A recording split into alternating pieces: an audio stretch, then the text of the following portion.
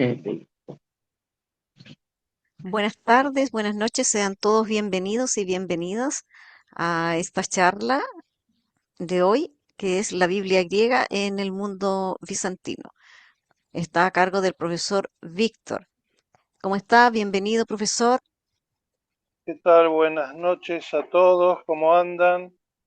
¿Me escuchan bien? Sí, sí, Sí, le escuchamos. escuchamos bien. Sí. Por Bien, las dudas veo siempre caritas nuevas por avísenme acá. porque a veces tengo problemas con el oído y con la voz. Ah, Bien, nosotros le vamos indicando, profesor, cualquier cosa. Muchas Vamos a gracias. darle la bienvenida también a la señora Enriqueta, Mateo Silva, Alejandro, Alicia, Celeste, Roberto. Sean todos muy bienvenidos, con mucho cariño esta tarde para compartir con el profesor Víctor, la doctora Olga también que nos acompaña. Muchas gracias, doctora, por estar con nosotros. Mónica Frías, un gusto que esté. Ella también es parte Gracias. de nuestro equipo y participante. Para comenzar, siempre hacemos una pequeña oración, un canto que ahora les voy a compartir. Escúchame, Milka, o me pedís permiso o te hago hosting. Sí, enviar solicitudes. Usted me tiene que Ahí autorizar, está, por favor. ahí está. Bien. Momento, por favor. Ahí sí. Ojalá que sean algunas de las canciones que sean de las ucranianas que cantamos ahí en el templo, ¿viste? Entonces yo aprendo también.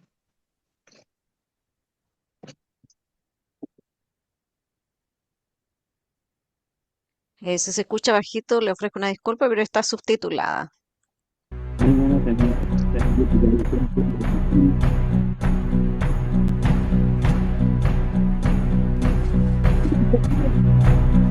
Ομολογήσε του Κυρίου ότι αγαθός αλληλούια, ότι στον αιώνα ο έλεος αυτού αλληλούια.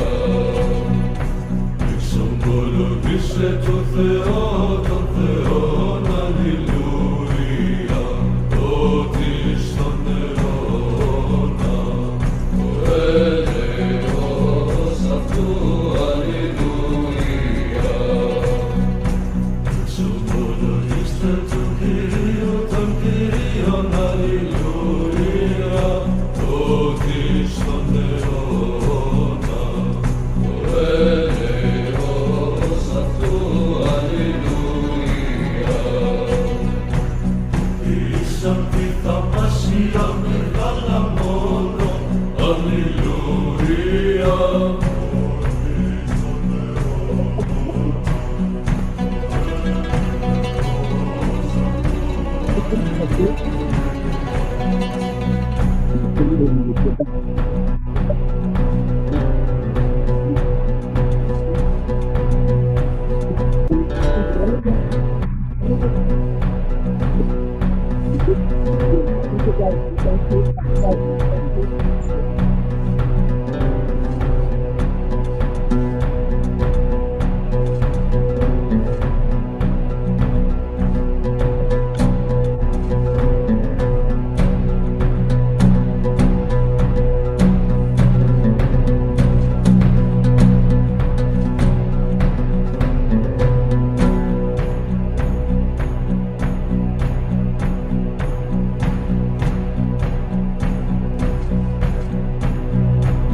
Εξομολογήσε του Κυρίου ότι αγαθός αλληλούια, ότι στον αιώνα ο έλεος αυτού αλληλούια. Εξομολογήσε το Θεό, τον Θεόν αλληλούια, ότι στον αιώνα ο έλεος αυτού αλληλούια. Εξομολογήστε τον Κύριο, τον Κύριον αλληλούια, ότι στον αιώνα ο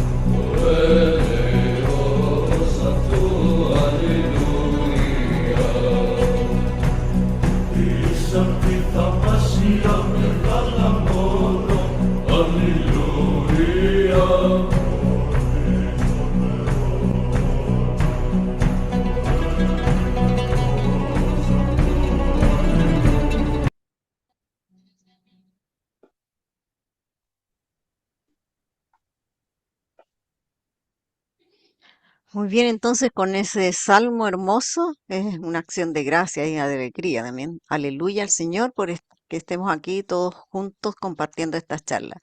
El profesor Víctor entiendo que es profesor de filosofía, pero le vamos a invitar por favor a que él se presente y también la dinámica de la charla.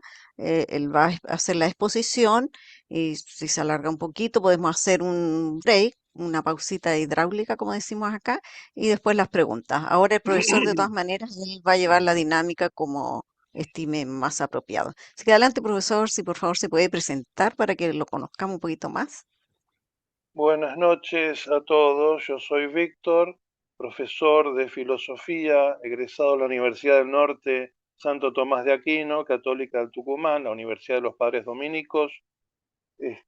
Soy bueno, ya jubilado de la docencia en escuelas secundarias, soy miembro de la Iglesia Armenia Católica, feligrés de la Catedral de la eparquía San Gregorio de Narek en Buenos Aires. La catedral se llama Nuestra Señora de Narek, cita en el barrio de Palermo, donde me desempeño como cantor. Hago las partes delegables de diácono hace ya 39 años.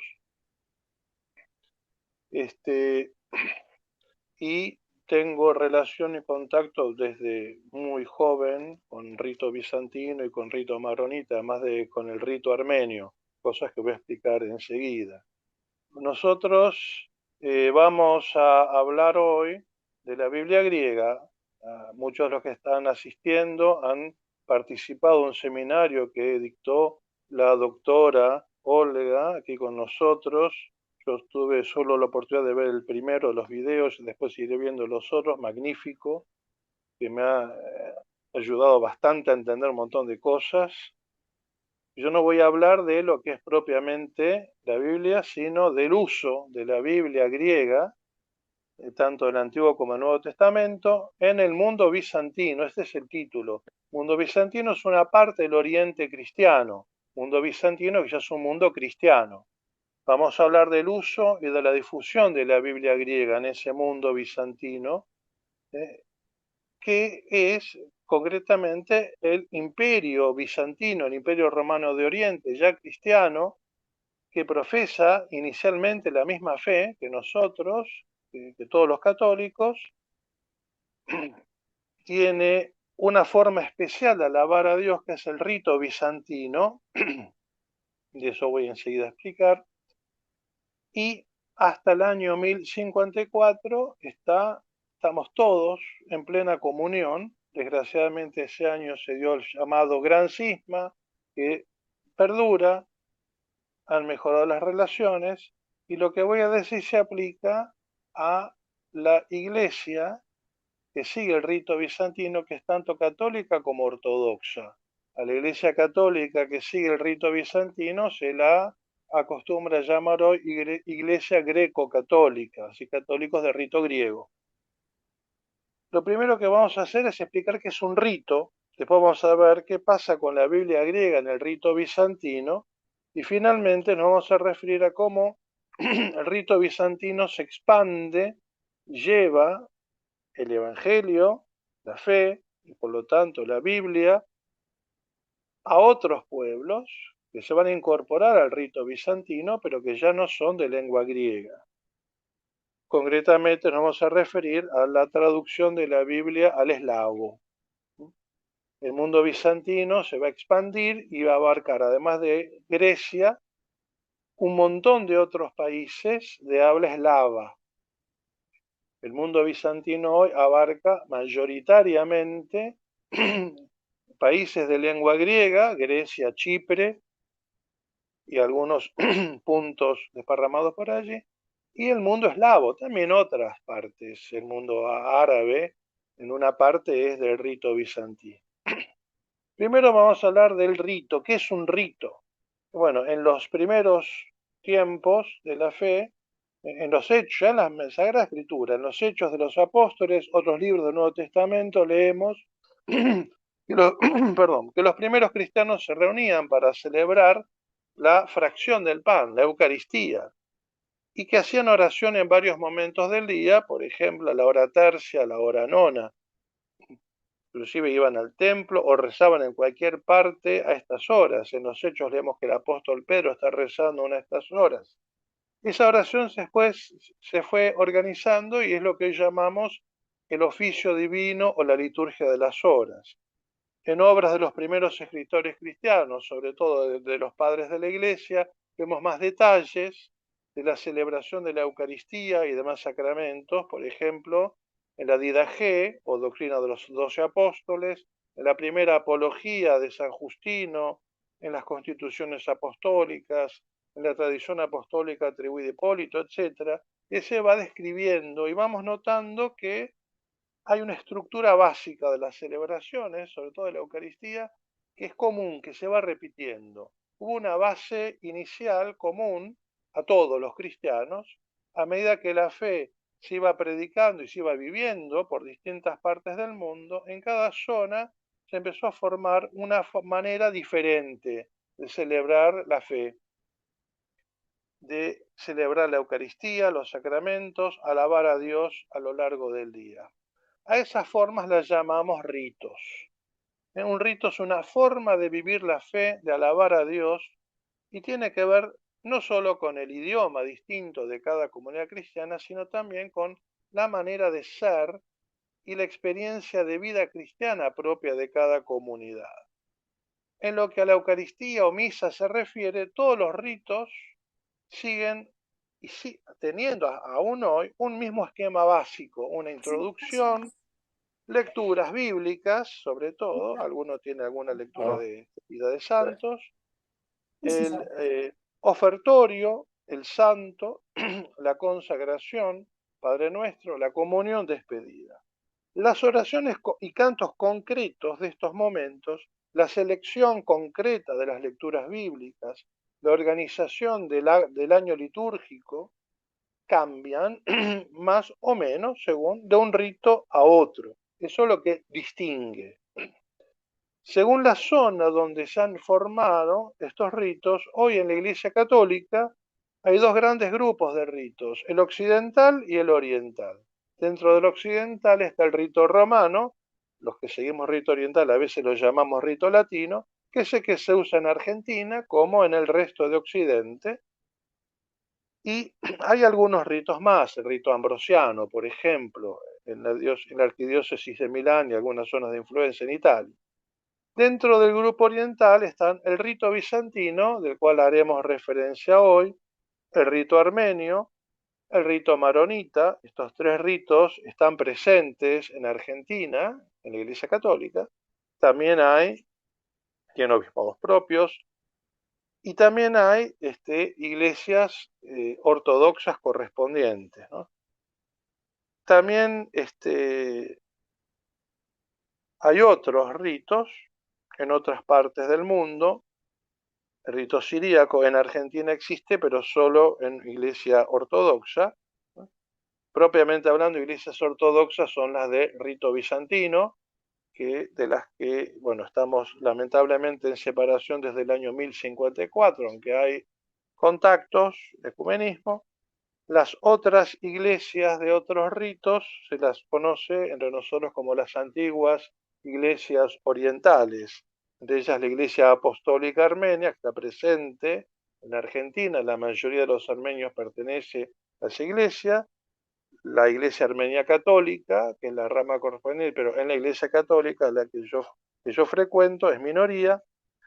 La Iglesia Siriana, ortodoxa, está presente en Argentina, tiene arzobispo. Ahí hay algunos ritos más copto-etíopes.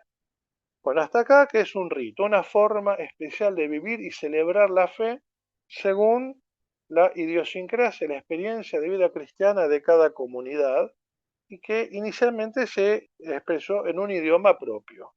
Concretamente vamos a referirnos al rito bizantino, que se formó en Constantinopla, o Bizancio, por eso el nombre. Se difundió inicialmente por toda la actual Grecia.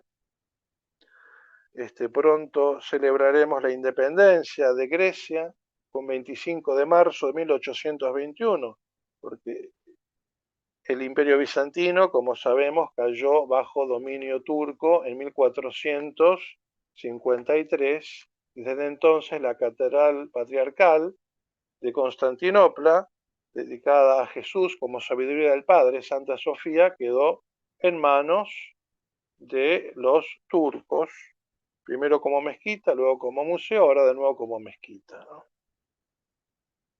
En fin, en la actualidad la Iglesia griega, tanto católica como ortodoxa, en Grecia, utiliza la misma lengua griega, ¿eh?, antigua, y la utiliza incluso para las lecturas de la misa, de los demás sacramentos y de las horas.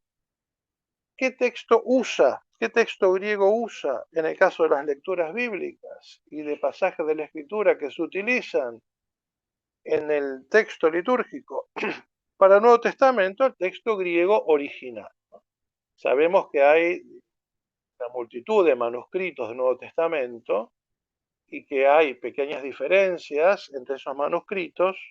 Si uno toma el Evangelio o el resto del Nuevo Testamento como se usa en rito bizantino griego y lo compara con las ediciones críticas, va a notar que a veces hay una palabrita distinta, es una variante textual de algún manuscrito peculiar.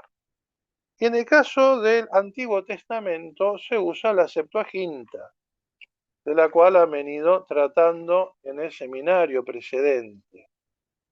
Bien, ¿cómo se usa? Se usa esta versión, se usa los textos originales del Nuevo Testamento y la Septuaginta para el Antiguo Testamento. Pero todo esto, ¿qué es lo que se usa concretamente en el rito bizantino en griego? Tanto en Grecia, sobre todo en Grecia, en ambas iglesias. En la diáspora ya depende, ¿no? Porque a veces mantienen las lecturas bíblicas en la lengua original y a veces hacen traducciones, ¿no?, a la lengua local. Generalmente las iglesias ortodoxas, por lo menos en Argentina, cuando hacen las lecturas de la misa en castellano, no usan una traducción de la Septuaginta, o usan la Biblia de Jerusalén, que sabemos que es traducción del hebreo, y sí para los deuterocanónicos del griego de la Septuaginta. El rito bizantino, en todas sus formas, en la misa, que se llama la Divina Liturgia, solo hoy hay dos lecturas, ambas del Nuevo Testamento. La primera lectura está tomada de los Hechos de los Apóstoles o de las epístolas, se la llama apóstol, ¿no?, sobre todo porque las epístolas de San Pablo son las que se leen la mayor parte del año, pero recordemos que el resto de las epístolas y los hechos se deben a apóstoles.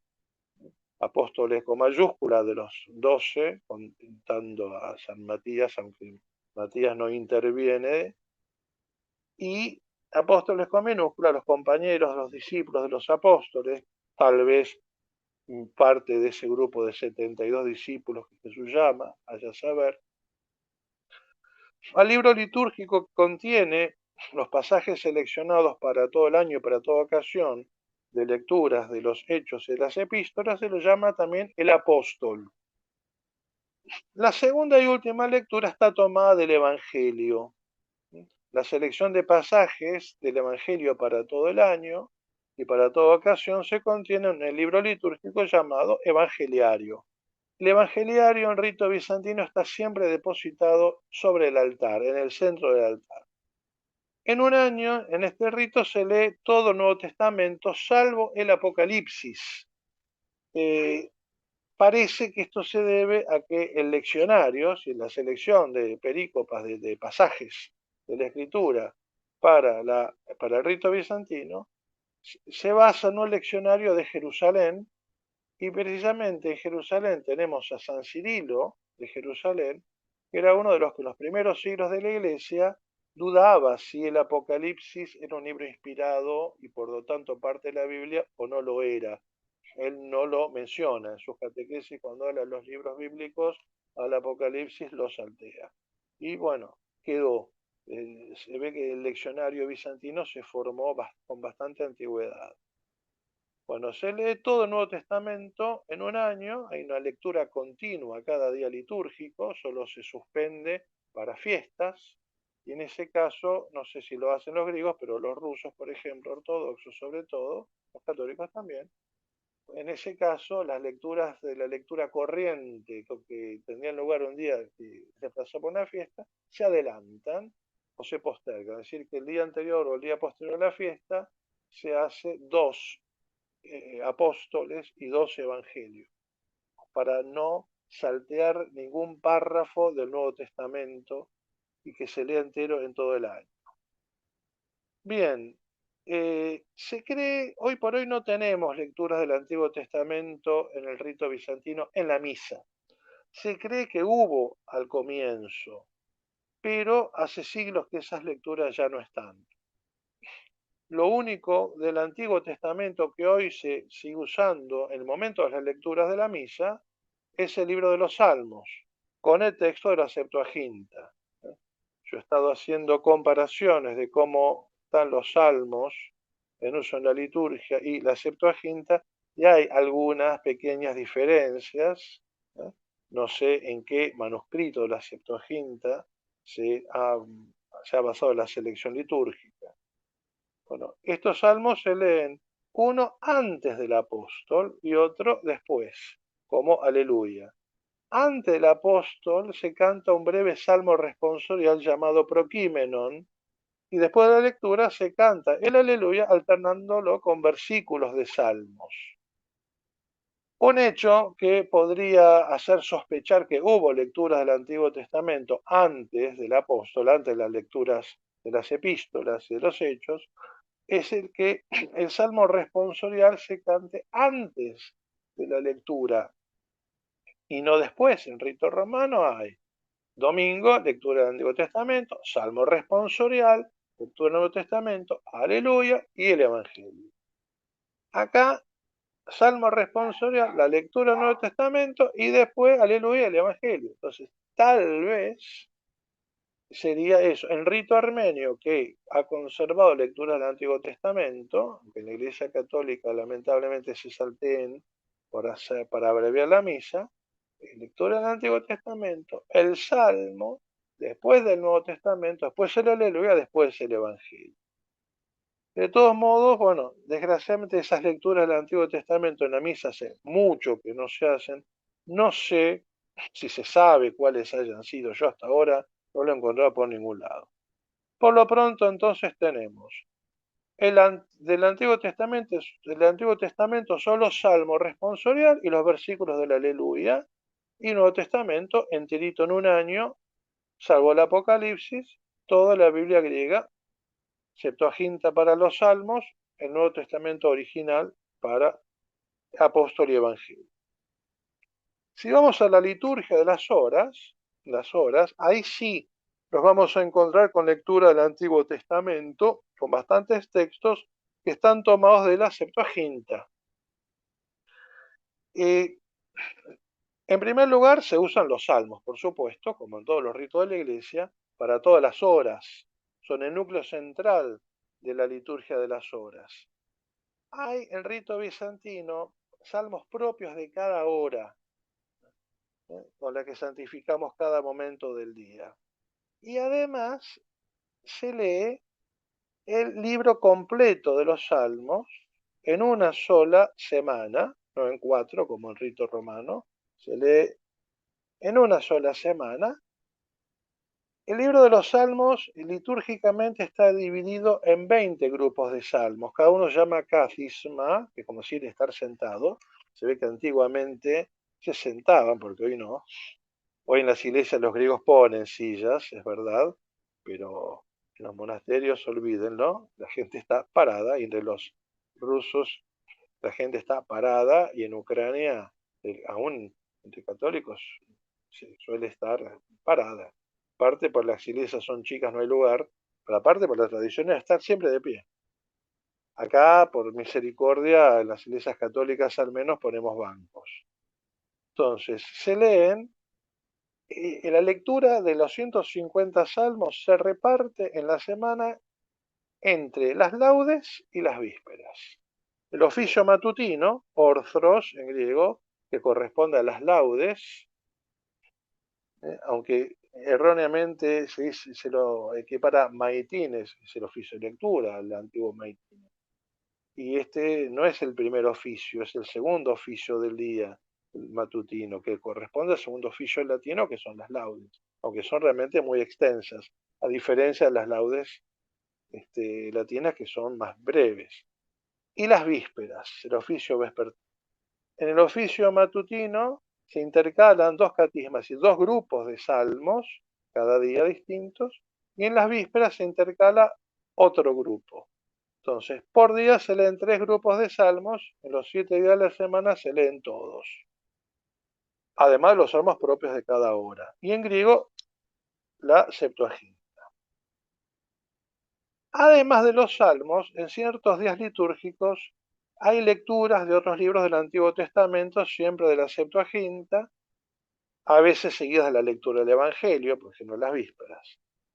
Durante el gran ayuno de la Cuaresma, por ejemplo, de lunes a viernes en la hora sexta se lee el profeta Isaías. Todos los días, de lunes a viernes, se va leyendo el profeta. En las vísperas de Cuaresma se leen 2 lecturas del Antiguo Testamento todas las tardes. La primera de Génesis, la segunda de los Proverbios. En las primeras vísperas de la Navidad, de la fiesta del bautismo del Señor, llamada Teofanías, y la manifestación de la divinidad, y la vigilia de la Pascua, esas 3 primeras vísperas, que se celebran como vigilias, día de misa, se leen alrededor de una docena de lecturas de varios libros del Antiguo Testamento, llamadas profecías, como la vigilia pascual del rito romano, que hay una serie de lecturas del Antiguo Testamento, después la lectura de la misa del Nuevo Testamento y el Evangelio. En rito bizantino pasa lo mismo, no solo para la vigilia pascual, sino para la vigilia de Navidad y para la vigilia del bautismo del Señor el 6 de enero. Las 3 vigilias se hacen las vísperas con un montón de lecturas del Antiguo Testamento. Y también en otras ocasiones, también en sacramentos, en los sacramentales, concretamente un sacramental muy importante del rito bizantino es la gran bendición del agua. En lugar de bendecirse el agua a la noche de Pascua, de la vigilia pascual, como pasa en el rito romano, se bendice el 6 de enero, recordando el bautismo de Cristo. Es una ceremonia bien larga y ahí se cantan varias lecturas del profeta Isaías. Bien, hasta acá entonces cómo se usa las lecturas en rito bizantino. No se lee todo el Antiguo Testamento ni de lejos, es una selección nada más, pero tenemos acá algo interesante, una peculiaridad de la Septuaginta que tiene mucho que ver con el rito bizantino. En la Septuaginta, además de aparecer los libros que tenemos en nuestras Biblias católicas en el Antiguo Testamento, tenemos una serie de libros que no han sido recibidos por la Iglesia Católica como inspirados por Dios, como canónicos, pero que figuran en las Biblias griegas, en las Biblias de la Iglesia Ortodoxa griega y de la Iglesia Ortodoxa rusa, por ejemplo. Esos libros figuran, no se los considera, por lo menos entre los rusos no se los considera inspirados, pero figuran. Se hace la traducción de la Septuaginta prácticamente tal cual. Después hablaremos de la traducción eslava. Uno de estos libros, son pocos esos libros que la Iglesia Católica no recibe. Tercero y cuarto Macabeos, hay 2 libros extra de Esdras. Y hay uno que es una peculiaridad, que es el libro de las Odas. Un libro que está solo en la Septuaginta, que tomado como libro no es un libro canónico, pero su contenido es otra cosa. Es un libro que figura como si fuese una especie de suplemento del libro de los Salmos. Y esto dice bastante del uso litúrgico al que nos vamos a referir ahora. Este libro de las Odas contiene 14 cantos, oda es canto en griego, que son, como dijo la doctora en la primera clase sobre la Septuaginta, que son como salmos, que aparecen en otros libros del Antiguo Testamento. Son 14 cantos u odas, las 8 primeras Entonces, bueno, hay 8 que son fragmentos de varios libros que son canónicos del Antiguo Testamento, protocanónicos, o sea, que también figuran en la Biblia hebrea. Son las 6 primeras odas, las odas 10 y 11, que están incluidas en su lugar correspondiente en esos libros protocanónicos del Antiguo Testamento. Están tomadas del Éxodo, Deuteronomio, primer libro de Samuel, Jeremías, Habacuc, Isaías y Jonás. Hay otras 2 odas, la 7 y la 8, que son fragmentos de una parte deuterocanónica del profeta Daniel, solo están en la Septuaginta. El cántico de Azarías y el cántico de los 3 jóvenes, que tienen uso litúrgico en todos los ritos. En el rito romano también aparecen, creo que, no sé si en el rito actual, pero en el rito antiguo aparecían en la noche pascual. Hay una oda, que es el único texto de este libro que es apócrifo y que no es reconocido como inspirado, que es la oración de Manasés, la oda número 12. Y hay 3 odas que son fragmentos del Evangelio de Lucas. La oda 9, que es el Magnificat, el cántico de la Santísima Virgen, mi alma canta la grandeza del Señor, seguido del Benedictus, el cántico de Zacarías. Las 2 pegaditos. La oda 13, que es el cántico de Simeón, ahora deja, Señor, a tu siervo ir en paz. Y la oda 14, es el himno litúrgico, gloria a Dios en el cielo y en la tierra paz, pero tiene una segunda parte, que son versículos de salmos.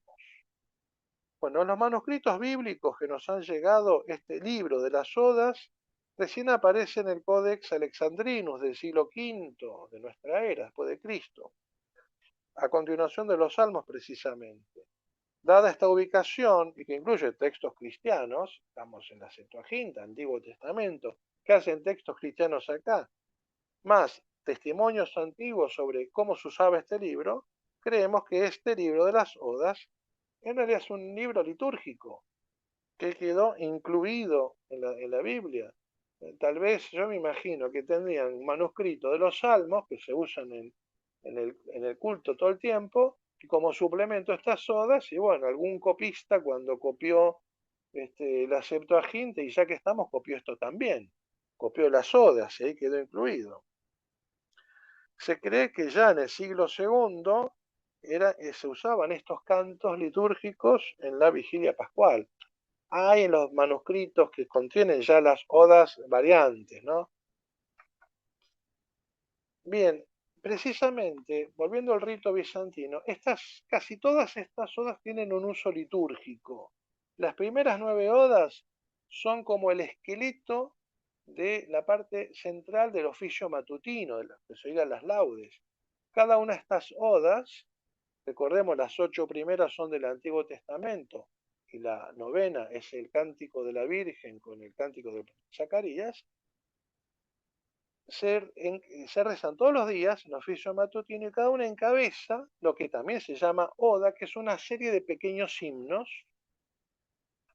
Muchas veces están inspirados en textos de padres de la Iglesia. En lugar de haber lecturas de padres de la Iglesia, en el rito bizantino hay cánones. Un canon es un conjunto de todas estas odas que están encabezadas por estas tomadas libres de las odas y seguidas por estos himnos cortitos, pero que son unos cuantos, inspirados en los padres de la Iglesia. Entonces, las 9 primeras odas, así como están en ese orden y casi textualmente, se usan en el oficio matutino todos los días en el rito bizantino, ¿no? La segunda en realidad se reserva para los oficios de Cuaresma y de difuntos. Seguidas de himnos ya eclesiásticos compuestos por la Iglesia, que cambian según el día litúrgico. La 9ª es el cántico de la Virgen de Zacarías, y hay himnos dedicados a la Virgen en todos los días litúrgicos. La oda 12 también tiene un uso litúrgico, la oración de Manasés, y justamente en estos días se rezan las completas de Cuaresma. La oda 13 es el cántico de Simeón, ahora deja ser tu siervo y irse en paz, que se reza todos los días también, pero en vísperas, hacia el final de las vísperas, en rito latino, en rito romano, es tradición que se cante o se rece en las completas. Y la última oda, la oda 14, Gloria a Dios en las alturas, tiene una segunda parte, ¿eh? formada por versículos de salmos que se parece bastante a la segunda parte del Te Deum, del himno de acción de gracias. Gloria a Dios en la misa bizantina no se canta. En rito romano, la primera parte se hace en las misas festivas. Pero en rito bizantino no, forma parte del oficio matutino. Hacia el final, decir hacia el final es con un sentido muy amplio, porque queda como media hora más después de oficio. Es un decir, digamos que el último tercio del oficio matutino, que es el más largo del rito bizantino, en ese último tercio se canta este himno seguido de esos versículos. También se recita Gloria a Dios en las alturas con esos versículos, con algunos adaptados en las completas, algunos adaptados a la noche. Bien, hasta acá entonces el uso de la Biblia griega en el rito bizantino griego en Grecia. No sé cómo vamos de tiempo, Milka. No le escucho. Son 20 para... Ay, disculpe. Llevamos 40 minutos. Ufa. Usted me dice si hacemos una pausa o continuamos y después vienen Hagamos una preguntas. pausa, hagamos una pausa. Perfecto. Entonces vamos a una pausa de 5 minutos a las 20:45 hora argentina. Estamos acá de vuelta. Muchas gracias. No lo escucho. Eso. Muchas gracias. Bien, entonces continuamos con el profesor Víctor, que vamos allá en la segunda parte. Adelante, profesor. Bien, me disculpo por la extensión. Yo estuve estos 3 días escribiendo precisamente para evitar que fuera tan largo, pero bueno, duró mucho. Para finalizar, vamos a la tercera y última parte, que es la expansión del rito bizantino y en consecuencia de la Biblia griega fuera de Grecia y concretamente en los países eslavos. Acá voy a ser lo más breve posible. También preparé un texto, pero vamos a reducirlo a 4 lugares. Moravia, hoy Eslovaquia, Chequia, Bulgaria y lo que ahora es Ucrania y finalmente Rusia. 4 lugares, 4 momentos en los que tenemos la difusión del Evangelio, ¿no? y de la Biblia griega. Primero, Moravia, la Gran Moravia.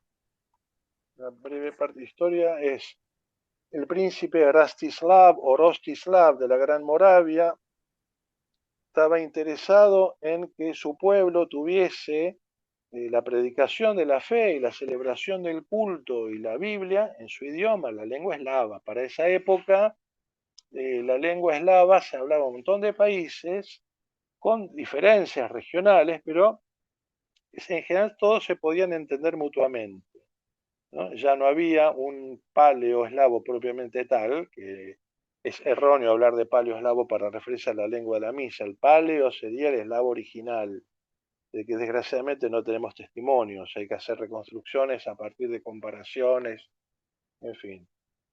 Y es complicadísimo porque la escritura precisamente va a empezar en esta época. La lengua eslava estaba bastante desparramada, estamos en el siglo IX, año 863, y ante este pedido el emperador bizantino Miguel III, o tal vez el propio patriarca de Constantinopla, que en este momento era Focio, envían a 2 hermanos como misioneros a la Gran Moravia a predicar, los hermanos Constantino y Metodio, nativos de Tesalónica, hoy Saloniki, ciudad griega, de la Macedonia griega, pero limítrofe con la Macedonia eslava, la Macedonia búlgara, hoy Macedonia del Norte, más o menos, no es exacto, pero bueno, para tener una idea aproximada, es bastante inexacto, pero... Y ahí había muchos eslavos, y ellos sabían los 2 idiomas, el griego y el eslavo, iban a predicar. Se encuentran con que, claro, esta gente necesita en su propio idioma. Omito las razones para simplificar. Y claro, vamos a traducir del griego al eslavo. Vamos a traducir la Biblia, los libros litúrgicos, padres de la iglesia, cosas espirituales, hasta obras profanas de cultura, lo que venga. Pero había un primer problemón, no hay alfabeto, no hay escritura. Y se tiene que crear una escritura. Se cree que la primera escritura que se crea, y que la habría creado Constantino, luego llamado Cirilo, cuando se hizo monje, es el llamado alfabeto glagolítico. El asunto es que una vez creó este alfabeto, si lo hizo antes de ir o acá se discute mucho, ¿no? Porque hay fuentes crónicas diversas. El tema es que traducen. Y primero traducen lo más urgente. En cuanto a lo que a Biblia se refiere, lo necesario para el culto. En cuanto al culto bizantino, ellos son bizantinos, el rito bizantino, necesitamos el evangeliario, el apóstol, el salterio y la selección de perícopas, de pasajes del Antiguo Testamento. Bueno, eso es lo que traducen.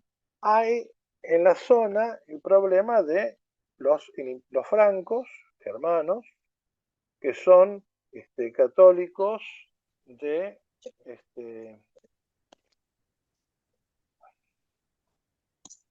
latinos,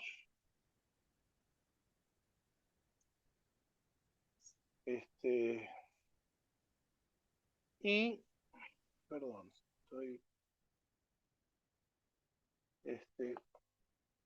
que no quieren saber nada con que haya liturgia o lo que sea en eslavo. Por encima tradujeron también en misal latino en eslavo. Entonces, viajan a Roma, obtienen permiso del Papa, vuelven, y bueno, Cirilo Constantino se queda en Roma, se hace monje, toma el nombre de Cirilo, muere después, vuelve Metodio solo, preso. Bueno, el asunto es que retoma la traducción y se dice que hacia el final de la vida, en 6 meses según unos, 8 meses según otros, traduce el resto del Antiguo Testamento, menos los macabeos, 6 meses, dictando a 2 amanuenses, es decir, 2 que toman a mano nota de lo que él va dictando, y muere. Y cuando muere, bueno, ya Moravia había perdido su independencia hace un tiempo, pero como él era Metodio, venía como obispo, nombrado por el Papa, tuvieron un poquito de respeto, porque antes lo habían metido preso y tuvo que intervenir el Papa para que lo liberaran. Pero cuando él muere, encarcelan a sus discípulos, los echan, los torturan, finalmente huyen, logran escaparse algunos, y ahí pasamos al segundo momento. Entonces, el primer momento, Moravia, traducción de los evangelios, del resto del Nuevo Testamento, de los Salmos, inicialmente pasajes seleccionados del Antiguo Testamento, y parece que el resto del Antiguo Testamento, menos Macabeos. Segundo momento, Bulgaria. Estamos en el 885, tras la muerte de San Metodio, y tenemos que los búlgaros han recibido el Evangelio, se han convertido al cristianismo, pero claro, misioneros griegos, todo en griego, muy lindo, la gente no entiende. Y el rey, el zar, se le decía Boris I, está interesado en que la gente tenga la misa en su idioma. El rito bizantino dependen del patriarcado de Constantinopla, dejó de lado los otros motivos, ¿no?, de su inquietud. El asunto es que él recibe a los discípulos de Cirilo y Metodio, les da refugio, les da asilo, les da toda su ayuda para que continúen esa labor y traigan todo lo que han traducido para su pueblo. Ahora, como han tenido que huir, han sido perseguidos, parece que pudieron traer muy poco de lo que se había traducido. Parece que apenas tradujeron lo necesario para la liturgia, el rito bizantino, y que el resto se habría perdido. Concretamente, de las traducciones de Cirilo y Metodio no conservamos más que pequeños fragmentos. Hay algunos códices que tienen ya fragmentos y varios capítulos de Mateo, de Juan, algunos salmos. y ellos aparentemente tuvieron que rehacer la traducción, tratar de restaurar lo que rescataron. Yo me imagino que habrán venido con manuscritos medio chamuscados y por eso los lugares que leían hablan de restaurar la traducción, y donde no se podía restaurar, pues no la pudieron traer, o se quemó todo, supongo yo que se los habrían quemado, tuvieron que volver a traducir. Y entonces, bueno, recomienza la traducción. Acá se destaca San Clemente, que aparentemente fue el primer obispo de Bulgaria, digamos, no griego, obispo de Ócrida, San Clemente de Ócrida, San Nahum de Ócrida, también hay otros que se ponen a traducir. Acá tenemos un segundo centro de traducción. Primero, Cirilo Metodio y sus discípulos, segundo, en Bulgaria. Y acá es donde se habría creado el segundo alfabeto eslavo, el llamado cirílico en honor a Cirilo, que es el que se ha difundido después entre los países, bueno, en Bulgaria, Serbia, Ucrania, Belarus, Rusia, ¿sí?, que se basa en el griego, convivió con el glagolítico en Bulgaria hasta que lo desplazó, quedó el cirílico solo. Y bueno, volvieron a traducir o restauraron o hicieron copias de lo traducido. El tema es que cuando si se han tenido que retraducir, obviamente va a haber diferencias con el original. Si han hecho copias, acá viene una peculiaridad. Cada vez que se hacen copias de lo que sea, de las traducciones al eslavo, el copista en su copia no reproduce textualmente lo que está copiando, sea de la Biblia, sea de la liturgia. Cambia algunas palabras, las reemplaza por palabras en uso en el pueblo para el cual hace esa nueva copia, para que sea más comprensible. Sí, el eslavo más o menos lo entienden todo, pero hay palabras propias de cada lugar. Nos pasa con el castellano. Hay usos en Argentina, en Uruguay, en Colombia, que sí nos entendemos, pero hay ciertas palabras que no. Acá pasa lo mismo.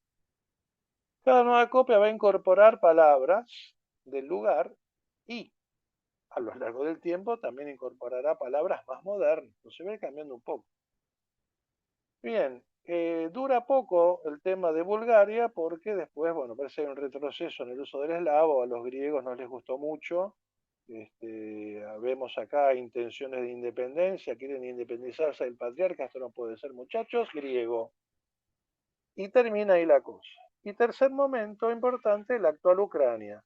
Se convierte el príncipe de Kiev en ruso, Vladimiro, Volodymyr en ucraniano, vikingo, él, variago, no, vikingo, año 987, su bautismo, comienza la evangelización de su pueblo. Claro, el mismo problema que en Bulgaria y en Moravia.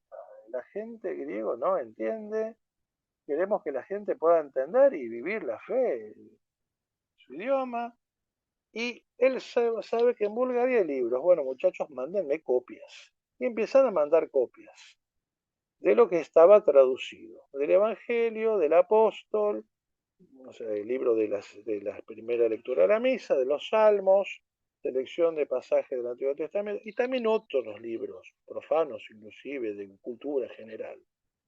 Y ahí el hijo de Vladimiro, Yaroslav, el sabio, ya estamos en el 1050 por ahí, funda una escuela de traductores, ¿no? Pone a la gente ya bajo Vladimiro, a hacer copias, les mandan copias hechas en Bulgaria y pone a hacer ahí también en Ucrania copias y a seguir traduciendo, porque parece que en Bulgaria no tuvieron tiempo para volver a traducir todo el Antiguo Testamento. El asunto es que, bueno, acá tenemos idas y vueltas, se sigue traduciendo en Ucrania, en Kiev concretamente.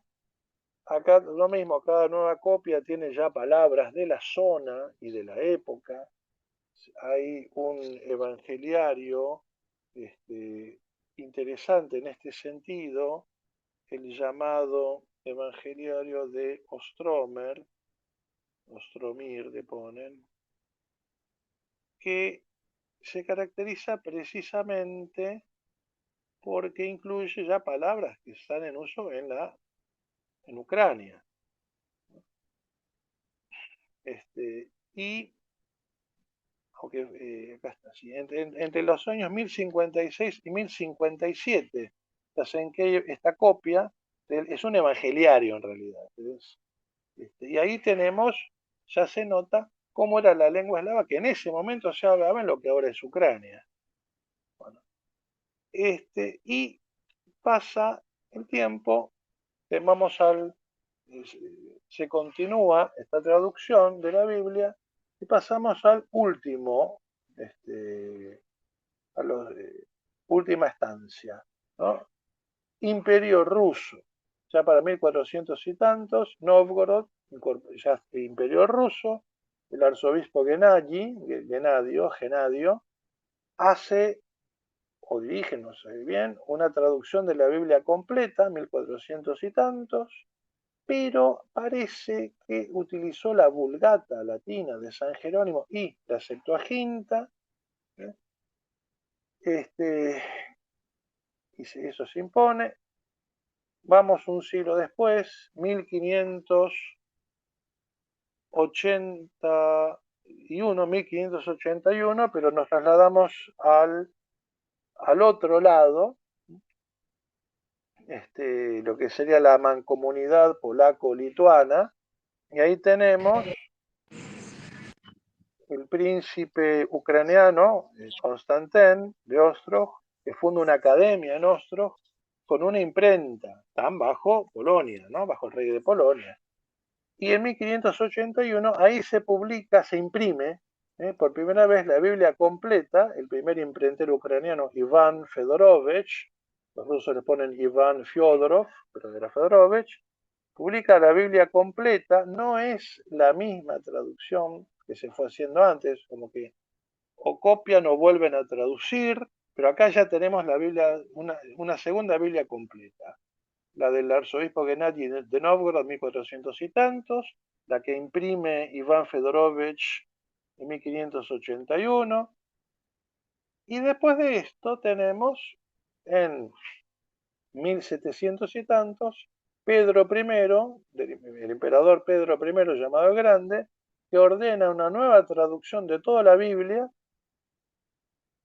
pero se va a llevar a cabo recién, se va a publicar recién bajo su hija Elisabetta. Esa Biblia sí es traducida de la Septuaginta íntegramente, y esa sería la que quedó en uso en estos países eslavos cuando celebran la liturgia en el eslavo, que ya se llama eslavo eclesiástico. El eslavo que usan actualmente, cuando lo usan, es el de una nueva traducción que se hizo del griego al eslavo de todos los libros litúrgicos por orden del patriarca de Moscú, Nikon, 1650 y algo. Ese texto se difundió por todos los países que formaron parte del Imperio ruso y en países vecinos de habla eslava, que eran ortodoxos. Hay unión con Roma, 1590 y tanto, de ucranianos y bielorrusos, otras uniones que van, vienen. Bueno. Pero el asunto es que todos usan básicamente la misma traducción al eslavo, la nueva traducción al eslavo de los libros litúrgicos, y aparentemente todos habrían aceptado esa nueva traducción de la Biblia de la Septuaginta, hecha por orden de Pedro I y publicada bajo su hija Isabel, digamos, Elisabetta. Entonces, hoy por hoy, ¿qué tenemos? Bueno, la Biblia griega, para terminar, del Nuevo Testamento, manuscrito griego y Septuaginta en griego, con algunas diferencias textuales, mal que mal, cuando la liturgia se hace en griego, en Grecia y otros lugares, y la traducción eslava, no la inicial, sino la del que ordenó patriarca Nico, 1600 y tantos, y de la Biblia, 1700 y tantos, aparentemente así, pero eso es lo que está en uso. Entonces, la Septuaginta, tal cual se mantiene en el rito bizantino griego, en Grecia, y una traducción, una nueva traducción de la Septuaginta al eslavo eclesiástico, ¿no? Ya como una lengua artificial solo litúrgica, del siglo XVIII, en uso en países de habla eslava cuando celebran la liturgia bizantina en eslavo. En el caso de la Iglesia Católica, greco-católica eslava, algunos usan, sobre todo allá, la lengua eslava, pero en la diáspora suelen usar las lenguas del lugar. Y cuando usan las lenguas del lugar, bueno, en el caso de Argentina, para las lecturas se usa, acá en Argentina, los católicos usamos el libro del pueblo de Dios, no está traducido de la Septuaginta, salvo los textos deuterocanónicos, porque la traducción, digamos, litúrgica de Argentina, los ortodoxos en Argentina, cuando hacen lecturas en castellano, usan, como dije antes, la Biblia de Jerusalén, que tampoco es traducción de la Septuaginta, salvo los textos deuterocanónicos. Bien, el mundo bizantino abarca más países de habla árabe, además, yo de ahí ya no sé nada, no me meto en esos temas, así que hasta aquí mi contribución, ¿no? Si hay dudas, objeciones, aclaraciones, todo lo que quieran hacerme, bienvenido. Muchas gracias, profesor. Por favor, pueden ir levantando la manito o desmuteando el micrófono para que podamos aprender más y hacer las preguntas al profesor.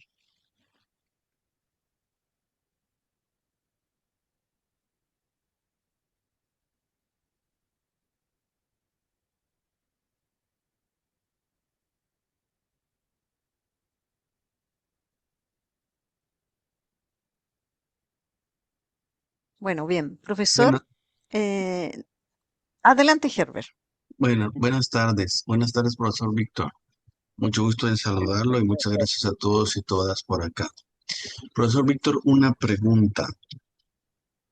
¿Tienen ustedes de qué época es la copia más vieja que ustedes creen tener de la Septuaginta? Que tenga la iglesia griega, yo no sé.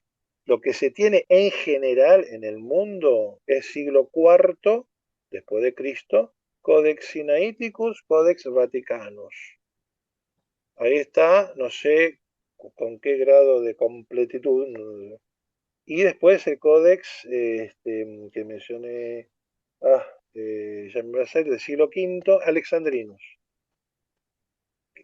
En eso la doctora Olga es la que más sabe, ¿no? Pero ahora, eso es lo que se conserva en el mundo. ¿Qué manuscrito de la Septuaginta es la base de los textos litúrgicos bizantinos? Lo ignoro por completo. Hasta ahora no he encontrado esa información. Pero comparando los salmos que tengo acá en el Orologion Tomega, o sea, el gran libro de horas, rito bizantino, griego, esto es ortodoxo, comparé salmos y sí, con la Septuaginta, con la edición.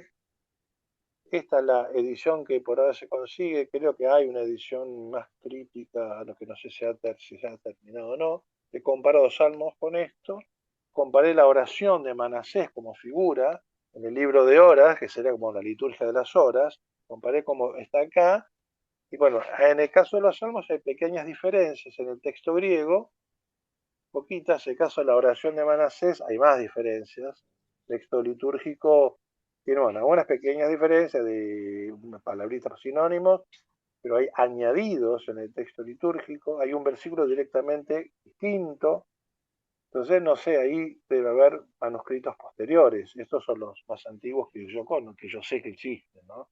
El Sinaíticos, el Vaticano del siglo IV y el Alexandrino del siglo V, que yo sepa que son los más antiguos. No sé si hay algo más antiguo que eso. Los Muchas gracias, fragmentos, profesor. los fragmentos de las Hexapas de Orígenes. Muchas No sé gracias. cuántos se conservan, pero realmente hasta ahí sé yo.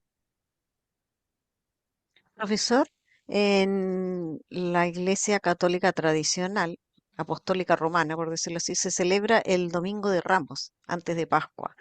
Sí, ¿Ustedes hacen algún ritual especial sí, o sí. no se celebra? Todos los ritos de la Iglesia Católica tienen la Semana Santa. Eso es común absolutamente a todos. El año litúrgico en sus grandes Rasgos coinciden en todos los ritos de la iglesia, tanto católica oriental como ortodoxa, como antiguas iglesias orientales. En todos hay Navidad, 6 de enero, 2 de febrero la presentación, la Anunciación a María, la presentación en el templo, la entrada al templo de María el 21 de noviembre. En todos hay tiempo de Navidad, tiempo de Cuaresma, tiempo de Pascua, Ascensión, Pentecostés. La Semana Santa, Domingo de Ramos, todos hacen bendición de ramos. Por ahí cambia si es ramos de olivo o ramos de sauce, porque claro, en Ucrania, en Rusia había sauce. Entonces, bendición de sauce, y hay costumbres populares con los sauces, ¿no? Después la bendición de los Perfecto. ramos, salen de la iglesia y se pegan con los ramos, se pegan unos a otros Claro. con los ramos, anunciándose la Pascua. Verbá bien, anesa bien. El sauce te pega pero no te mata. En una semana celebraremos la Pascua, queda más o menos en rima en eslavo. Eso sí, Perfecto. todos bendicen los ramos, la ceremonia cambia, hay por ahí más cosas, la apertura de la puerta de la iglesia. El rito romano antiguo, cuando terminaba la procesión de ramos, llegaban a la puerta de la iglesia y golpeaban con la cruz. Y mientras alternaban estrofa de un canto. Abrían y entraban, simbolizando que Cristo, con su cruz, ¿no?, y sus 3 días de sepultura, bueno, al morir en la cruz, resucita, nos abre las puertas del cielo. El rito bizantino, eso se suele hacer, ¿no? Hay una ceremonia de apertura de la puerta en la noche de Pascua. Rito armenio hay el mismo domingo de Ramos, que se hace también, se bendicen los ramos, se hacen a la tarde. Acá en Buenos Aires, en nuestra iglesia, lo hacemos todo junto a la mañana, pero la gente no va a volver a la tarde. La iglesia apostólica armenia lo hace a la tarde y 2 personas, lamentablemente, van. Allá en Armenia sí, van todos. Y también golpean con la cruz varias veces, y ahí así hay un interrogatorio en el caso del rito armenio. A ver, ¿son dignos estos de que quieren entrar? Porque simboliza que la apertura de las puertas del cielo. Hay. El año litúrgico, lo básico, Ah, están todos. Y a veces las muchas lecturas de la gracias. misa coinciden. A veces son las mismas Ya. las lecturas de la misa. Súper. Bien, tenemos acá por orden, espero que así sea. Sebastián, por favor, adelante. Sí, buenos días, profesor Víctor. Le hago una consulta, si usted me permite. Muy buena la exposición, le agradezco mucho. Quería Gracias. preguntarle, estos 4 periodos de traducción, ¿hicieron que en Moravia, en Bulgaria, en Ucrania fueran quedando entonces en uso Biblias con traducciones distintas hasta el día de hoy? No, ¿O se unificó con lo de Nikon? Y segunda pregunta, si usted me permite, profesor.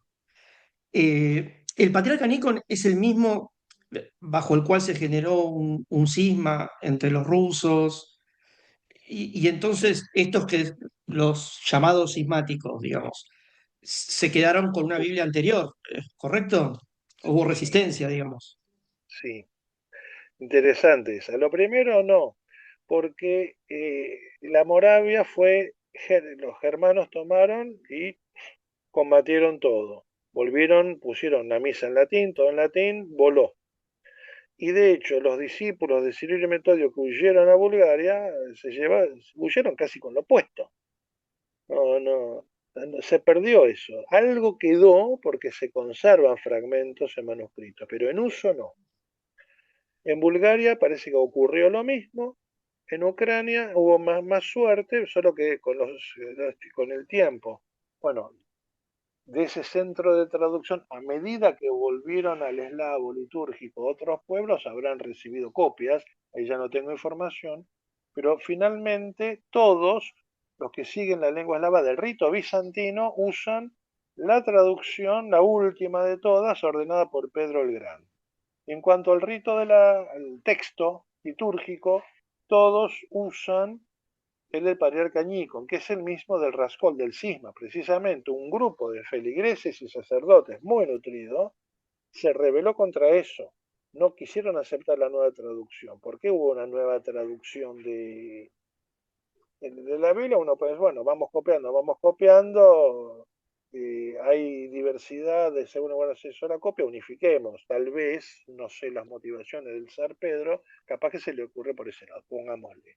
Pero el caso de Nikon no fue por eso, sino porque se entera de que los griegos celebran distinto. Claro, los griegos con el tiempo instituyeron nuevas fiestas, hicieron algunas modificaciones en el ceremonial de la misa, la liturgia fue progresando. Y los rusos mantenían una forma antigua como Ucrania. Ucrania y Rusia mantenían una forma antigua. Entonces Nico dijo, no, los griegos son nuestros padres en la fe, la razón la tienen ellos, nosotros estamos equivocados, traigan todos los libros de Grecia, los volvemos a traducir. Y ahí se armó. Se armó porque mucha gente, por falta de teología, identificaba la virtud de la religión, que es esa parte de la virtud de la justicia que nos inclina a rendir a Dios el culto que le debemos, ¿no?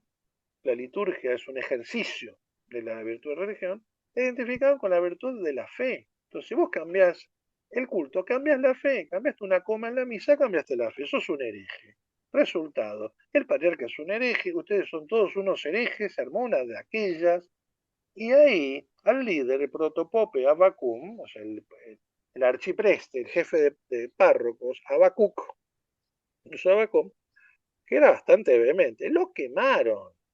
¿No? Ellos se suelen horrorizar que barbar la Inquisición en la Iglesia Católica. Ellos quemaron vivo a Bacum y a otros.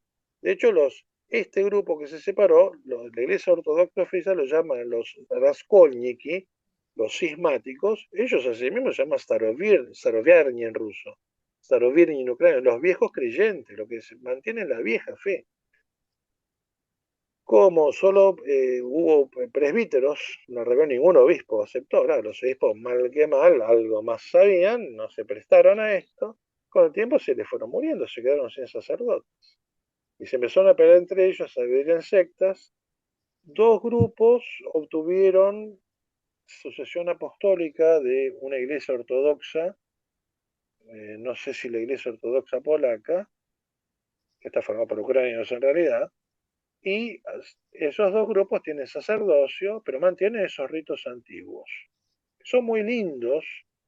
Hay actualmente parroquias en esa ortodoxa rusa que usan esos ritos antiguos. Y un grupo de viejos creyentes, a comienzos del siglo XX, se convirtió al catolicismo y se unió a Roma. El movimiento de Vladimir Soloviev, o Soloviev lo han escrito, abarcaba ortodoxos rusos y viejos creyentes que se unieron a Roma.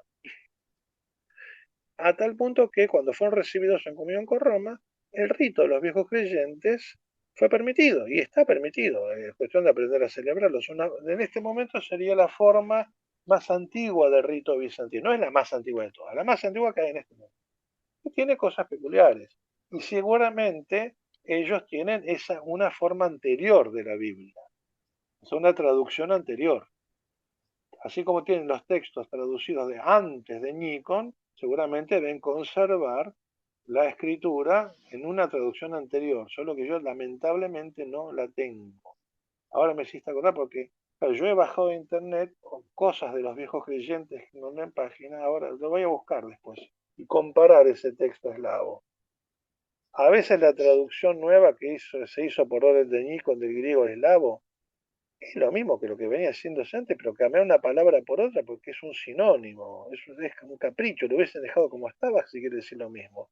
Christos voskresis smiertius smiert razrushi, decía el antiguo. Cristo resucitó entre los muertos con su muerte, pisoteó la muerte. Tuvieron poprav.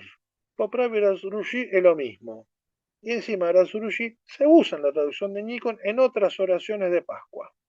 Entonces, si se la usan las horas, ¿por qué la sacaron de esta que es donde se venía usando? Capricho. Los griegos han enriquecido la liturgia, la siguieron enriqueciendo después, inclusive esa traducción nueva de Nikon.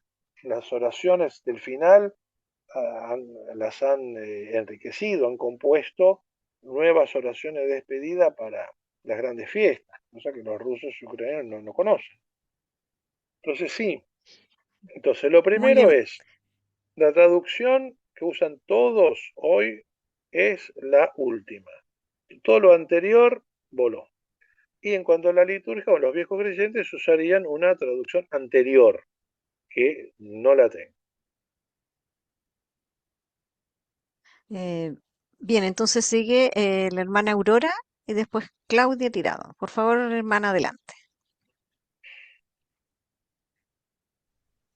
Hola, profe Víctor, ¿qué tal? Sestro, ¿qué tal? Sestro, hermana en ucraniano, ¿no? Porque Sí. No, mi pregunta era, bueno, a mí me gusta ver las fuentes y quería saber si algún autor que nos recomiende para ver la teología, ¿no? De la Biblia griega, cómo poder entenderla un poquito más para ir ampliando eso nada más. ahí yo de ese tema no sé. La doctora Olga seguramente maneja el tema. Por lo Ah, único que yo conozco son manuales de Sagrada Escritura, pero la teología ya es otro tema. De hecho, la doctora tocó el tema de que detrás de las traducciones hay una teología del traductor que se refleja en las traducciones. Entonces, ese tema ella es la que lo maneja. Yo bueno. No, lamentablemente no tengo. yo, a ver, simplemente para no prolongar mucho la explicación, eh, uno no puede plantear desde el vamos que hay una única teología de un determinado texto o de un determinado libro. Y de hecho, los textos hebreos tienen una, por más que sea una buena traducción, la interpretación del texto es distinta en un contexto hebreo, con un texto hebreo, que la interpretación del texto en un contexto griego con el texto griego. Por lo tanto, pero no es un tema de la interpretación solamente, es un tema de las tradiciones interpretativas que conducen a esa interpretación. ¿Por qué? Porque hay desde el vamos, eh, digamos, puntos de partida que son disímiles. Y por lo tanto, esos puntos de partida, entre ellos los mitos de creación, determinan que las teologías sean distintas para cada libro y en cada idioma. Listo. Ah, Muchas bueno, gracias, muchas doctora. Gracias, gracias. doctora. Gracias. Marcos Salinas me parece que había levantado la mano. Marcos. Hola, buenas noches, profesor Víctor. Buenas noches, La verdad, Marco. fue una charla muy amena y bastante interesante. No sé si iba al caso, pero quería preguntar, usted había mencionado sobre la traducción al eslavo del rito latino. Quisiera saber si conoce o alguno de ustedes conoce si hay algo, algún registro de ello. Sí, sí. Yo tengo de la edición facsimilar del primer libro impreso en Croacia, que es el Misal de Senj, que es el rito romano antiguo traducido al eslavo, una lengua eslava anterior a la traducción del rito bizantino que mandó hacer Patriarca Nikon, que es 2 siglos anterior, y una forma del rito romano antiguo que no es exactamente la misma que el llamado misal de San Pío V, porque es anterior a que San Pío V unificara los misales.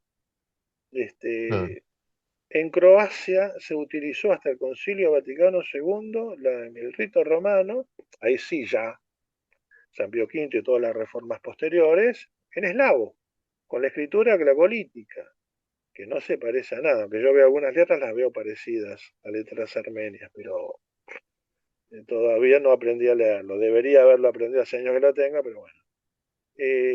Se conservó, por lo menos en Croacia, los libros, la traducción al eslavo, no sé, en el caso de ese más antiguo, de 1400 y tanto, si reproduce una traducción cirilo-metodiana. No lo sé. En el medio no sé. Yo hasta ahora no me he podido meter mucho por ese lado. Estoy estudiando un libro de historia de las literaturas comparadas eslavas y tengo referencias, pero me faltan muchos datos ahí. Porque los textos eslavos se usaron en varios pueblos. Fueron muy combatidos. Croacia los conservó. Durante el Concilio Vaticano II había misa cada día, cada padre concilio celebraba para el resto cada día y desfilaron todos los ritos y todas las formas de los ritos de la Iglesia Católica. Y un día tocó a la misa, a la llamada misa glagolítica, el rito romano en eslavo, con la escritura glagolítica, que es la traducción. Hoy, bueno, en ese momento ya supongo yo que ya sería la traducción del misal de San Pío V eslavo, supongo, no tengo datos, no lo he leído. Pero yo supongo que cuando San Pío V unificó el misal, tal vez lo hayan adoptado. Los libros que yo he visto ahora, devocionarios antiguos, son 1900 y pico, aparentemente la misa, como la unificó San Pío V, traducida al eslavo. Y noto diferencias en ese eslavo eclesiástico respecto al eslavo eclesiástico de los libros bizantinos. Hoy por hoy dicen la misa en croata moderno. Muchas gracias, Muchas gracias. profesor. Claudia, por favor, adelante. Sí, gracias. Buenas tardes. Pues antes que nada felicitarle, profesor, por esa pasión que tiene por el estudio de todas estas fuentes, porque desde luego que para poder ser un experto, tener un amplio conocimiento, es que hay un verdadero amor por este estudio. Y lo que nos transmite, lo que nos deja es un agradecerle a Dios que ha habido tantos esfuerzos por tener en las manos la traducción de la palabra de Dios, ¿verdad? Em, Me preguntaba si la Septuaginta es tan antigua, ¿qué pretendían? O sea, espero, no sé si usted tenga entonces conocimiento de que cuando hicieron la traducción de los textos originales del hebreo para hacer Biblia de Jerusalén y otras versiones, supongo una Carcolunga, supongo la Reina Valera, todas esas versiones más actuales, si tuvieron en cuenta esa traducción griega tan antigua, porque, como explicaba la profesora Olga, es también todo un contexto cultural y entonces los más, creo, en contacto con esas tradiciones antiguas serían los que mejor traducirían que los modernos, creo. Entonces, no sé si en ese proceso sí estuvieron teniendo en cuenta esas traducciones, esa traducción griega tan antigua para su labor. Lo mismo la nueva traducción interconfesional que se utiliza en el movimiento ecuménico, ¿verdad? No sé si conoce usted ese proceso. Le Gracias. agradezco, me falta mucho para ser un experto, igualmente le agradezco cumplido. Eh, por lo pronto, sí siempre tiene que basarse en la Septuaginta para la traducción de los libros deuterocanónicos y de las partes deuterocanónicas de libros protocanónicos. Eso seguro. Si además han tenido en cuenta la Septuaginta para el resto del Antiguo Testamento, yo realmente no lo sé. En el caso de la Biblia rusa, yo tengo una edición, Sociedad Bíblica Rusa, traducción de toda la Biblia al ruso, pero hecha por el Santo Sino, es decir, como decía, la Conferencia Episcopal de la Iglesia Ortodoxa Rusa. Y ahí, yo no sé si han hecho, aparentemente han hecho, bueno, Nuevo Testamento no hay problema, esos son los manuscritos que tenemos, todo lo que hay es el original griego, aunque haya pequeñas diferencias. Del Antiguo Testamento han tenido en cuenta el hebreo, pero han tenido en cuenta la Septuaginta, a tal punto que han agregado entre corchetes las cosas que agrega la Septuaginta a los libros protocanónicos, ¿no? En hebreo.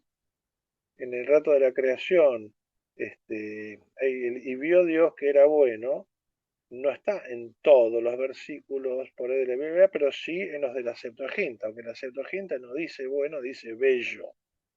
Texto griego dice kalos, o calón según el caso, bello. Vio Dios que era bello, no solo era bueno. Sabés que para los griegos bueno y bello se identifican, pero queda mucho más lindo que uno traduzca. Y vio Dios que era bello lo que había creado. Bonito en castellano, bonito. Uno dice bonito es lindo, es bello, pero bonito es el diminutivo de bueno. Con lo cual hay una relación en nuestra lengua, hay, por lo menos en esa palabra, se ve la relación. Ahora, en el caso de La Biblia de Jerusalén, el libro del pueblo de Dios, la versión ecuménica, ahí no sé. En el caso del libro del pueblo de Dios, han editado en el Antiguo Testamento las partes deuterocanónicas más o menos como están en la Septuaginta, es decir, no integradas como partes de los protocanónicos, el caso de la carta de Jeremías, o Bel y el dragón, la historia de Susana, ahí no me acuerdo tanto, ¿no? Pero han hecho eso, pero han traducido el hebreo y los deuterocanónicos sí, del griego de la Septuaginta. Realmente no sé si han tenido en cuenta la Septuaginta para el resto. Eso realmente no lo sé. Profesora Olga, usted está muteada, por favor. Sí, no. Quería hacer un brevísimo aporte. Desde antes que se traduciera la Vulgata y en el contexto en el que se traduce la Vulgata, cuando todavía la Iglesia estaba unificada, ¿sí? El acuerdo que se llegó en los concilios fue, además del canon, que se tradujera lo que es hebreo del hebreo y lo que será deuterocanónico del griego. Y ya en ese entonces lo que se reconocía como texto de la Septuaginta era el que proporcionó Orígenes en la Hexapla. Con lo cual, y que Orígenes proponía como lo que él llama el antiguo texto griego, es decir, con una fuente que él garantizaba en el siglo III de que habría sido el antiguo texto de la Septuaginta, o sea, un texto que para la época de Orígenes ya tenía 6 siglos. Y es a partir de ahí que Orígenes termina siendo casi la base, por lo pronto textual, de las ediciones posteriores de la Septuaginta. Hubo otras versiones griegas, pero lo interesante es que Orígenes nos brinda y nos garantiza un texto que además fue muy reconocido en la patrística, muy reconocido. Entonces, es un texto muy antiguo que más allá de las variaciones de algunos manuscritos, se sigue siendo un texto base muy fuerte. Y en el medioevo, cuando se retomó el texto de Orígenes para completar la Hexaklá y hacer una edición, creo que fue en el siglo XVII que se hizo, se usó como referencia todo lo que pudiera ser el texto de Orígenes de la Septuaginta. Gracias. Muchas gracias, Muchas gracias. muchas gracias, doctora. ¿Alguna otra persona que quiera hacer un comentario, alguna otra consulta? Yo tengo una Profesor, consulta básica muy simple Sí, sí. que todavía no me quedó muy clara. Calculo que sí, pero dada la comunión que hay con la Iglesia Romana, calculo que la Pascua se celebra en la misma momento que se celebra en la Iglesia Romana, ¿o no? No, depende, eso es variable. Ah, El primer concilio de Nicea es el que fija la fecha de la Pascua, el domingo que sigue a la primera luna llena posterior al 21 de marzo. O sea, acá sería otoño, ya primavera. Cuando el Papa Gregorio modifica el calendario para hacerlo más cercano al año astronómico, suprime 10 días, claro, el cálculo de esa luna llena cambia. Hay años que coincide y hay años que no. Este año hay una semana de diferencia. Las iglesias de Oriente se mantienen en el calendario que llamamos juliano para obedecer lo del concilio de Nicea, que no es solamente una cuestión disciplinar, sino que tiene una base teológica interesante. El concilio decreta que justamente este año el Papa León ha viajado a Nicea para, junto con el patriarca ecuménico, celebrar ese concilio en el que estábamos todos juntos, todos unidos, decreta que la Pascua cristiana sea siempre posterior a la Pascua judía. ¿Por qué? Pues la Pascua judía es la profecía y la Pascua cristiana es el cumplimiento de esa profecía. Entonces, en los años en que está muy encimada, como pasa este año, que tenemos la Pascua judía y días después, el domingo de Pascua, se traslada a la semana siguiente la Pascua. Este año hay una semana de diferencia. Nosotros celebramos la Pascua el domingo, creo que el primer domingo de abril, y los otros el que sigue. Y los que celebran la Pascua juliana, ¿verdad? La Pascua no son solo ortodoxos, también hay católicos de rito oriental. En Argentina, hasta 1950, los ucranianos católicos seguían el calendario juliano, pero no solo para la Pascua, para todo, ¿no? Y tenían el problema del cumplimiento del precepto. Sí, sí, muy lindo el domingo de Pascua, pero la gente que quiere venir jueves santo, viernes santo, ¿qué hace? Día laboral si no coincide con la Pascua gregoriana. Y también la Navidad, en lugar de ser el 25 de diciembre, por la diferencia de los calendarios, terminó cayendo 13 días después, cae 13 días después, cae el 7 de enero. De los ortodoxos celebra el 7 de enero. Celebran el 25 de diciembre, que les cae 13 días después. Es un lío.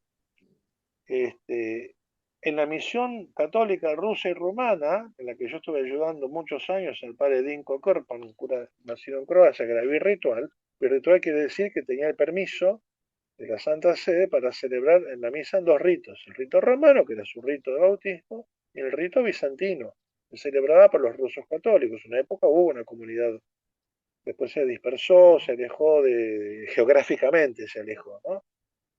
Y inicialmente seguían el calendario juliano, es decir, la Pascua, según el Concilio de Nicea, bueno, siempre se trata de decir, pero con la reforma gregoriana, al quitar días, el calendario juliano tiene año bisiesto cada 4 años. El gregoriano, cada 4 años, pero cuando el año termina en 2 ceros, digamos, último año de cada siglo, perdón, cada 4 años, siempre que las dos últimas cifras, no, estoy confundiendo, voy a decir cualquier cosa, mejor no lo digo porque voy a confundirme más. Pero digamos, hay excepciones, no siempre cada 4 años hay año bisiesto con el calendario gregoriano, que es el que usamos en Argentina y en todas partes de casi todo el mundo hoy día. Cuando cayó bajo el comunismo, el Imperio Ruso y se hizo la Unión Soviética, abandonaron el calendario juliano, tomaron el gregoriano. O sea, las fechas en Rusia son como acá. Pero la Iglesia Ortodoxa mantuvo el calendario juliano para todo. Es decir, para las fiestas que Muy bien. son asignadas una fecha, estamos atrasados 13 días. Y para la Pascua hay años que coinciden. El año pasado, si mal no recuerdo, si no que me corrija Sebastián, que está más al tanto, el año pasado que coincidieron. Justamente el aniversario de Concilio de Nicea coincidieron. Y este año no, hay una semana de diferencia. A veces llegan hasta 5 semanas. Se celebra primeros días de mayo, la Pascua. Profesor, el del Co Ángel lo felicita acá y muchas gracias por la charla y le sugiere un libro que a usted le puede interesar, así que se lo voy a enviar después por mensaje interno. Muchas gracias. M- Vamos a ya ir terminando por la hora. Mónica tiene una pregunta. Adelante, Mónica. Sí, es una pregunta más bien del orden práctico, pastoral. La liturgia bizantina también se celebra, bueno, obvio, ¿no? En las lenguas locales. Y quería saber si hay alguna recomendación, alguna no sé, ordenanza, diría, para no perder la identidad de los ritos al cambiar las lenguas, al cambiar, o sea, digamos, al celebrarse los ritos en cada lengua. Una forma de no perder la identidad es mantener la misma música. Los Ajá. ucranianos, por ejemplo, celebran en la mayor parte de las parroquias en castellano, pero también celebran en ucraniano, a veces un poco y un poco en cada misa, pero aunque celebran en castellano, cuando cantan, cantan en castellano con las mismas melodías con las que cantan en ucraniano. Cuando celebran los rusos, usan las melodías que usan los rusos, que son distintas. Cuando celebran los melquitas, que son de Siria y Líbano, que tenían griego y en árabe, usan las melodías árabes o las melodías griegas. Entonces, por lo menos con la música se mantiene. Aparte, también es costumbre de que algo del idioma mantenga. Ah, bien, Y hay cantos bien. que no hay forma. Porque bueno, en el caso del rito armenio, por ejemplo, sí, la misa rezada acá en Argentina se está haciendo y en Uruguay también, castellano y en Brasil en portugués. La misa cantada es imposible, porque los tonos que usan los ucranianos, los rusos, etcétera, hay tonos más complejos, pero hay tonos estilo como salmodiado, que son más fácilmente adaptables a otras lenguas. Pero los tonos armenios, desgraciadamente, salvo las letanías y esas cosas, o las oraciones, no se pueden adaptar, queda horrible. O sea, quedan los acentos tan desparejos que aunque uno los cante en castellano, la gente que lo escucha no lo entiende. Además del problema práctico de que la lengua armenia de la misa, que es el armenio antiguo, es lo único que une a los armenios de todo el mundo, porque uno habla armenio oriental, otro habla armenio occidental, otro habla el dialecto de esta ciudad o de esta otra, habla solo turco, porque en Turquía había pena de muerte por hablar en armenio, y otro habla solo árabe, pues estaban también bajo el Imperio Otomano, prohibición bajo pena de muerte de hablar armenio, y ese pueblo era vecino a Siria, hablaban árabe. Entonces es un lío. Entonces, en el caso armenio es más fácil porque se mantiene la lengua y los cantos. Y otras comunidades que celebran en castellano mantienen el canto, los tonos propios de ellos. Y eso mantiene la identidad. Bien, Muy muchísimas gracias. bien. Gracias, profesor. Les comento que en el chat dejamos el número de contacto de Subicaín, el correo electrónico y también un link de Mercado Pago para las personas que si pueden hacer algún aporte, se los agradecemos para que podamos seguir en este caminar y traerles a los profesores las charlas y las temáticas que a ustedes les pueden interesar. Ya nos vamos despidiendo, profesor. Me dijeron por ahí un pajarito que usted canta. No sé si quiere despedirse con alguna oración cantada, pongo el canto inicial, pero me parece que nos gustaría escucharlo a todos, ¿cierto? Sí, un dedito Por para lo menos arriba, yo, que nos despidamos con una oración, sí, sí, y porque por me lo dijeron pronto, que usted era diácono o prediácono también, así que no, tiene un cargo de sí, lo servicio que en su ocurre es que parroquia. me dicen diácono, pero no es correcto. O sea, me canto las partes delegables de diácono. En rito armenio, cuando no hay diácono ordenado, las partes que el diácono canta, menos el evangelio, se delegan a un ministro inferior o a un laico. Es lo que, entonces hago partes de diácono, pero no oficio, todo lo que son diáconos no puedo, no tengo el orden. Por lo menos yo terminaría con oración a San José, porque hoy es el día de San José, ¿no? El El rito día de San José, bizantino, el sí. rito armenio lo celebramos en otra ocasión. El rito maronita, el rito oriental sí se celebra hoy. Pero igualmente, es San José y le vamos a rezar. Recémosle a San José, pidámosle que así como él protegió al niño Jesús, haciendo de padre adoptivo de él, proteja a nosotros, la iglesia, que somos el cuerpo místico de Jesús. Que proteja a nuestras familias, que proteja a los padres, que sigan el modelo de San José al ejercer como padres de familia, que proteja a las madres, que proteja a los niños, que nos proteja a todos. Y hay un, bueno, salmo que usé en la traducción del texto de hebreo y no de griego, uno de los salmos que se usa en el rito bizantino, un tono utilizado entre ucranianos y entre rusos, sobre todo tono 1 de salmo, salmo 102, que es el primer salmo que se canta en la liturgia, ¿no?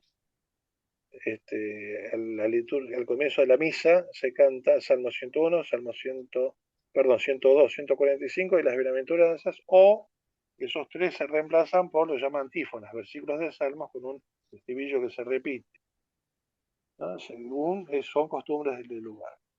El Salmo 102, hay algunos que están aquí que lo saben cantar, pueden sumarse. Bendice alma mía al Señor, bendito sea Señor, Bendice, alma mía, al Señor, y todo mi ser a su santo nombre. Él perdona todas tus culpas y cura todas tus enfermedades. El Señor es compasivo y misericordioso, lento a la ira y rico en clemencia. Bendice, alma mía, al Señor, y todo mi ser a su santo nombre. Bendito sea, Señor. Bien. Amén. Amén, muchas Muchas gracias. gracias a todos por la atención, por las preguntas y por los aportes. Gracias por esta invitación. Gracias al padre Rubén, que fue el que me convocó para esto, que ahora está haciendo ejercicios espirituales en Córdoba. Rezamos también por él y con los que con él están. Muy bien, queremos agradecer en forma especial a la doctora Olga que nos acompañó hoy día con su presencia y que esperamos que nos siga acompañando también, agradecido del equipo y de todos los que pudieron participar. Yo les invito a que visiten el canal de Soy Caín, donde están las ponencias de la doctora Olga y del seminario de la Septuaginta, ¿cierto, doctora? Ahí, así es, ahí estamos. Sí, están Cualquier ahí, consulta están también. colgadas los 8 Están encuentros. todas ahí para que los 8 encuentros, que son muy interesantes, con mucha información, así que los invito a que puedan escucharlo y aprender de eso. También a través del profesor Víctor, si necesitan algún correo, alguna información, o que les enviemos el salmo también inicial, que estaba muy hermoso. Les deseamos unas felices Pascuas. Nosotros nos vamos a tomar un receso, un descanso el próximo jueves y el de Pascua, y nos volvemos a encontrar en abril. Que tengan un buen fin de semana. Les dejo un gran abrazo, la paz y bien, shalom, y no sé qué otros idiomas pueden decir acá. Así que eso, cuídense. Chau, chau, chau. Gracias. Muchas gracias, Milka. Muchas gracias, doctora. Gracias a todos. Chao, Buenas hasta noches. luego. Feliz noche. Gracias, Chao. gracias.